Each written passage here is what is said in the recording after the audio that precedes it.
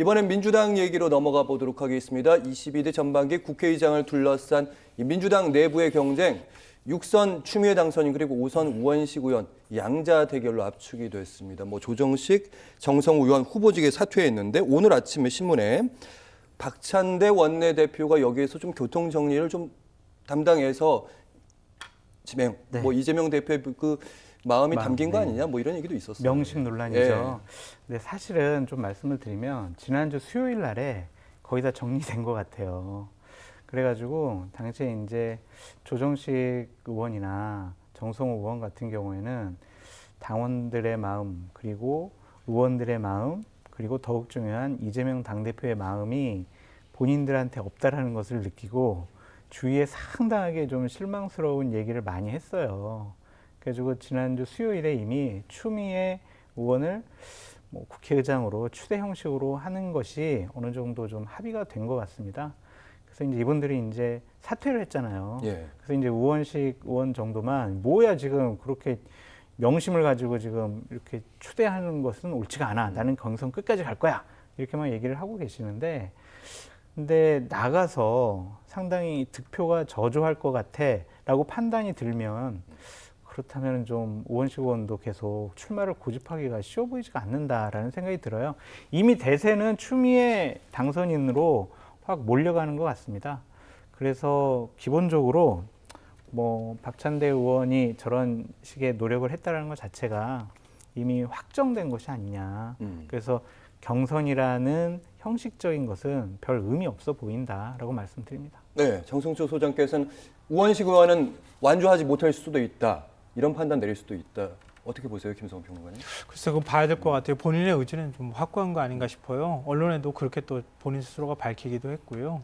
근데 저는 그냥 추미애 추대론으로 가는 건 그렇게 바람직한 건 아닌 것 같아요. 당에서 우원식 의원이 그래도 국회의장 자격이 있다고 생각하는 누군가의 목소리는 있을 필요도 있지 않을까 싶어요. 우리 정치에도 생태계가 필요하고 다양성이 필요하다 이런 얘기를 하는 것처럼 그냥 항상 외부에서 거의 습관적으로 친명, 친명당이다 이렇게 지금 얘기를 하고 있는 상황이잖아요. 근데 지난 선거를 거치면서 또 민주당이 좀 길게 보면은 노무현 대통령 때부터 시작해서 일종의 주류가 교체되지 않고 쭉 왔단 말이에요. 그 주류가 좀 그러니까 고인물이 된 측면도 사실 있었던 거예요. 그러니까 지난 총선을 거치면서 그게 주류가 좀 교체되는 과정들이 있었고 상당히 많이 물갈이가 또 이루어졌잖아요. 40% 정도까지 물갈이가 됐으니까. 그러면 이제 다시 뭔가 당의 다양성이나 이런 것들을 고민할 때가 되기도 했어요.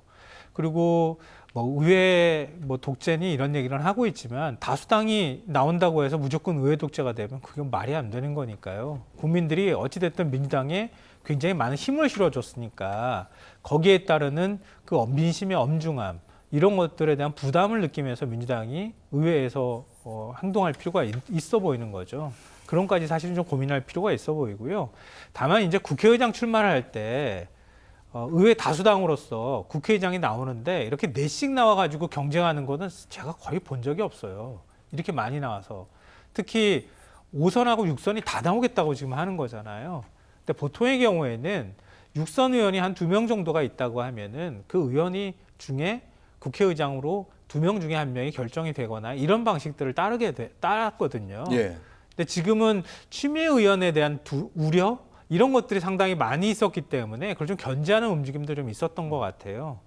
만약에 이번에 이제 후보들을 정리를 하는 작업을 하면서 국회 관행에 따르는 것이 낫다고 이재명 대표가 판단을 해서, 그러니까 더 연장자인 66세인 추미애 의원이 먼저 하고 61세인 같은 6선이라 하더라도 조정식 의원이 후반기 국회의장을 하고 이런 식으로 정리되는 것은 모양은 굉장히 자연스러운데 추미애 신임 국회의장이 된다면 국회의장으로서 얼마나 국회를 잘 원활하게 끌고 갈 것인가라고 하는 우려에 대해서 부디 그런 우려를 하는 국민들의 시선이나 목소리도 좀 귀담아 들어야 할 필요가 있다. 나중에 가서 비판은 굉장히 날카로울 수 있다.